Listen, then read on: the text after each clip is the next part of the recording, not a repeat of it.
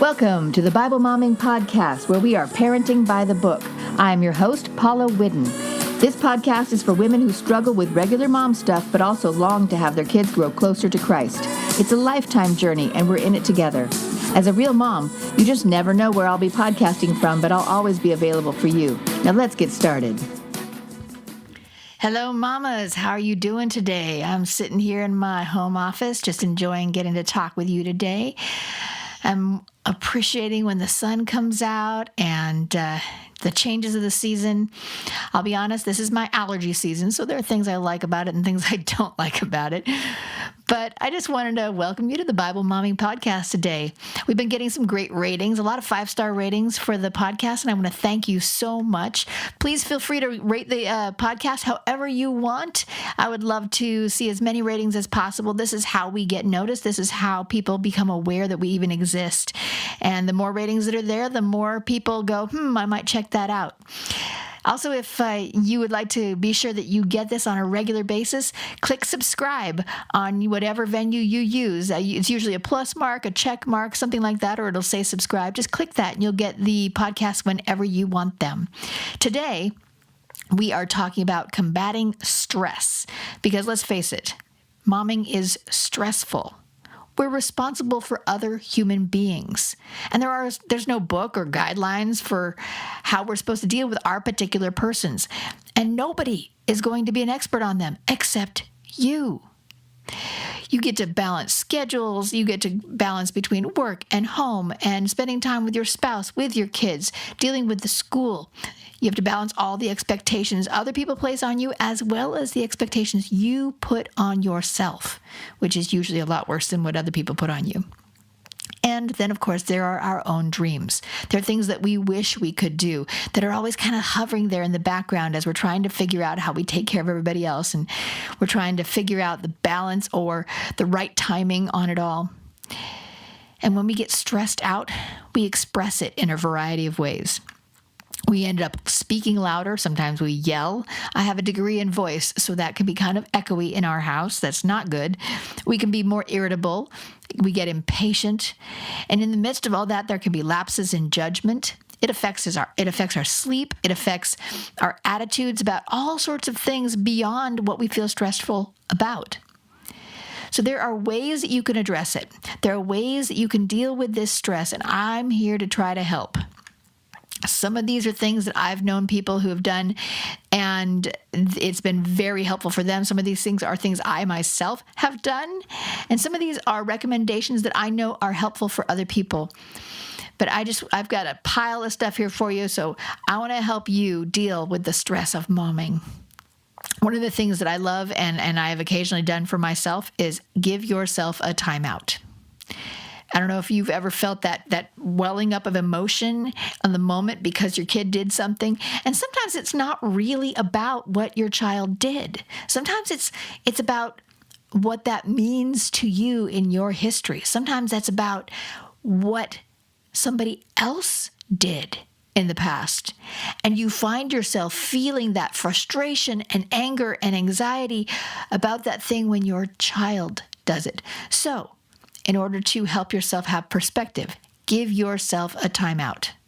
Go to your own room and say, I'm putting myself in my room. I'll be out in 5 minutes. Or, you can say, Mommy needs to take a timeout. Mommy needs to take a walk around the block. Mommy needs to, whatever it is you need to do to calm your heart. There are some great research things on this. There's a guy named Daniel Pink who wrote a book called When, and one of the big things that he discovers in his book as he's trying to discover that there are certain good times to do different things is the value of taking breaks. And that might be that you take a break because you're stressed out and you're afraid you're going to say the wrong thing, but sometimes we need to give ourselves a timeout just because it's good to have a timeout. And that means you sit down and you are quiet for a little bit. That means you go sit in your backyard. That means maybe you purposely plan on coming to pick up your child 10 minutes early for school. And in that 10 minutes, you're sitting in the line ready to go pick them up. And that is your time.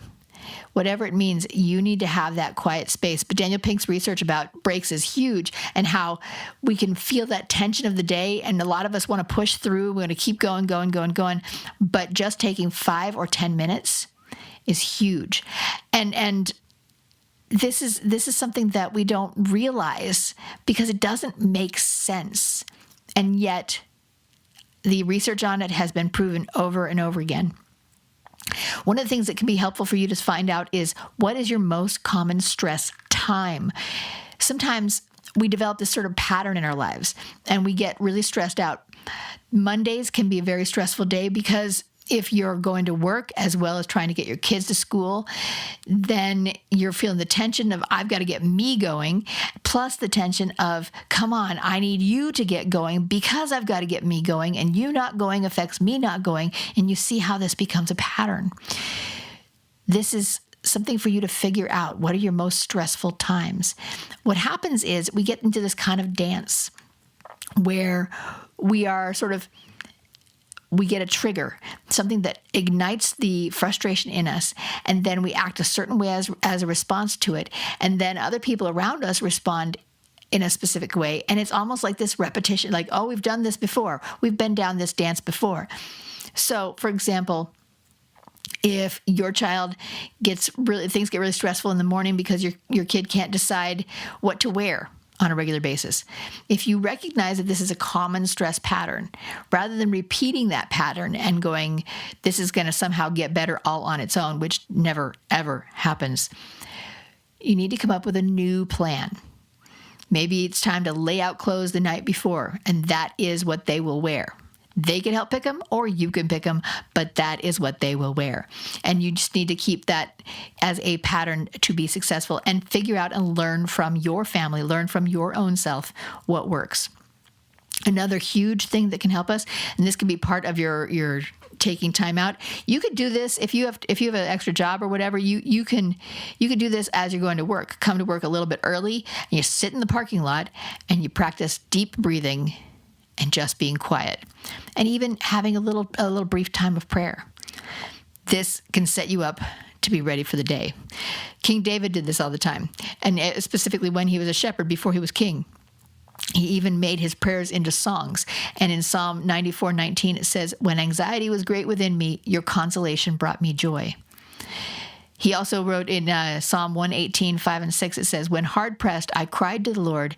He brought me into a spacious place. The Lord is with me. I will not be afraid. What can mere mortals do to me?" I just want to encourage you. It is huge if you just kind of take a moment. It doesn't have to be really long. And one of the really funny tricks, and this is for me very true, if you could look at something that's green and natural, like a plant, a tree, whatever, somehow that is also just a little bit more calming. Or you close your eyes and you set a timer, and 5 minutes is it, right? One of the things I've been learning, and this is something that I find fascinating, a lot of people talk about naps, and when I'm rooting for my kid to have a nap, this is not the kind of nap I'm rooting for, so please understand. But one of the things I'm learning is that naps are hugely important, and a nap doesn't have to be as long as a lot of people think it has to be. The best length for a nap tends to be between 15 and 25 minutes. Now, for me, that doesn't mean I'm getting fully asleep. It's just quieting your mind and quieting your body. And your body will respond to that, and then you're able to handle the rest of the day better. So this can be a huge, huge help as you are trying to figure out how to deal with stress. Now, many of us know this, and we have it kind of in the back of our minds, but I just want to encourage you. Another way to deal with stress is exercise. It's a huge stress reliever. It releases endorphins into our bodies, which are just, that natural kind of a high thing that makes you go, woohoo. If you have to take the kids with you, you go for a walk or go to the park, go for a bike ride, even turn on Pandora in the middle of your house and just make it a dancing moment and have everybody dance. It is a stress reliever, and it's silly, and it can be fun. And one of the pluses of being a mom is you don't have to be cool for your kids. You don't have to try to be, the best of the best or whatever, because they are going to like you and love you and appreciate you as their mom regardless. So do the dorky dance. It's totally okay. Now, another thing that I've learned about stress, and this is a funny one. This is one I never knew would happen, but I came across this last year when my daughter was in track. She was part of this track team that's part of our town, and a friend of ours was coaching them. He's actually a former Olympic athlete. He was a swimmer. And he was talking about how to deal with the stress of the races, because a lot of kids just freak themselves out about the races. And he was giving them some tips on how to deal with that stress. He was talking about the stress of the races and giving them tips about how to deal with the stress of the race. And this is what he said. He said, try the laughing trick. And the idea was 1 minute of laughing. It doesn't have to be because you found something funny. You just consciously choose to laugh. And laughter itself also releases endorphins into our body. And even if it wasn't genuinely funny, just the act of choosing to laugh for a minute gets your body relaxed. And it's really funny. I still remember my daughter going for her first track meet, and we decided to do this. And here I'm like, I will help you. I will support you. And I'm watching the timer in my, the clock in my car, and I'm totally, fake laughing, right? And being absolutely absurd. And after the minute's up, then we start genuinely laughing just for a little bit, because it was funny to think about how we were trying to make ourselves laugh. And it did lighten her load, and it did make her less stressed. So much so that one time recently, she was getting ready for a test. I was taking her to school, and she was really nervous about this test. And she goes, Mom, can we do the laughing thing? So you don't realize it. And the American Psychological Association reported that stressed out people often hold a lot of stress in their faces. And so laughs, smiles, and giggles help relieve that tension as well. So I realize that that's odd, but yeah, that's a real thing. Also, as we're dealing with stress, be aware of your diet. Things we consume can build up our stress hormones. Alcohol, nicotine, sugars, caffeine, all those things build up hormones in our body that cause stress. So if you find, be logical about it. If you've been drinking very much wine, or, you've got issues with nicotine, I'm a massive sugar addict. I've actually had to quit sugar. How long has it been now? I've not been eating refined sugar for approximately, I want to say 12 years now. And this has been very helpful for me. Caffeine is another one.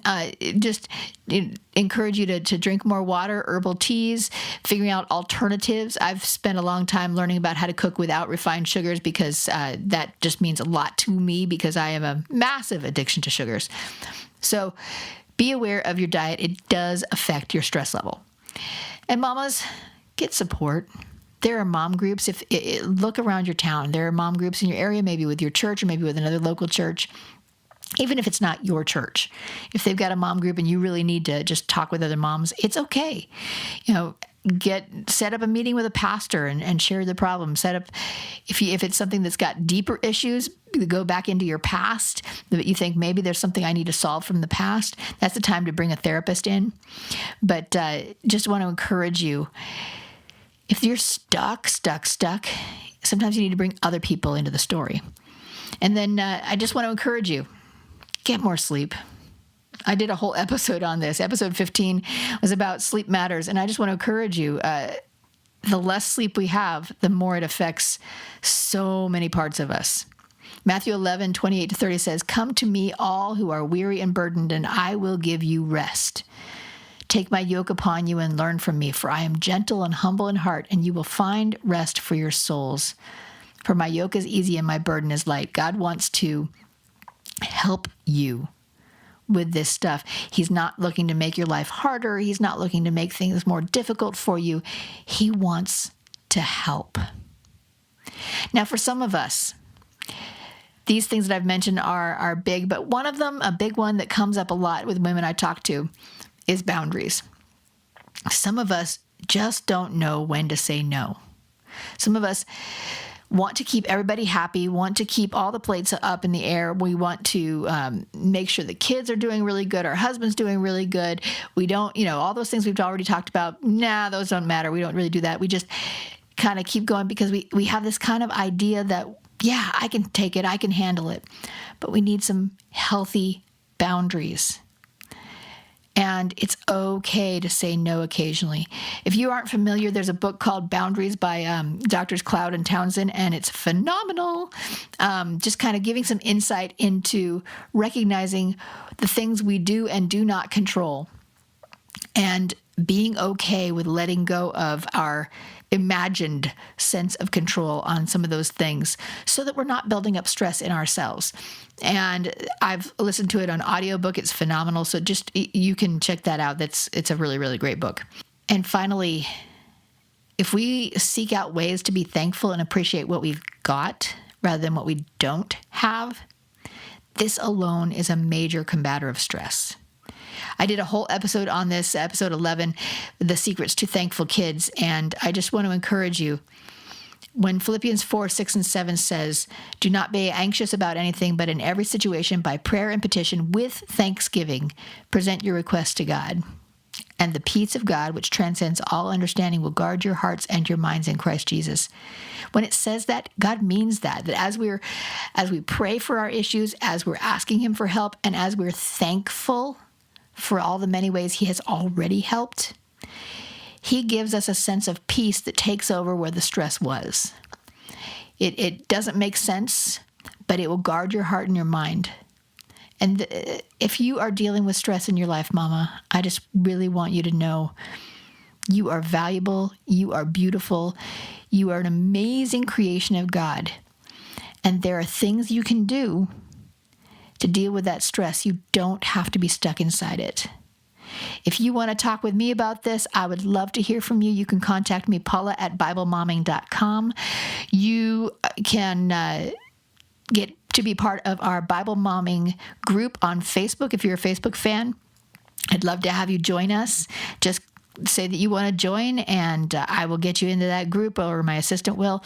And we just really want to see you have community and be willing to let go of those things that you've been holding on to that just make life much, much, much less of a blessing. I've enjoyed this time we have together. I know you have plenty of things to do and many options, so thank you for listening. Remember, love is patient, love is kind, and that is never more real than in our families. God bless you and have a great week.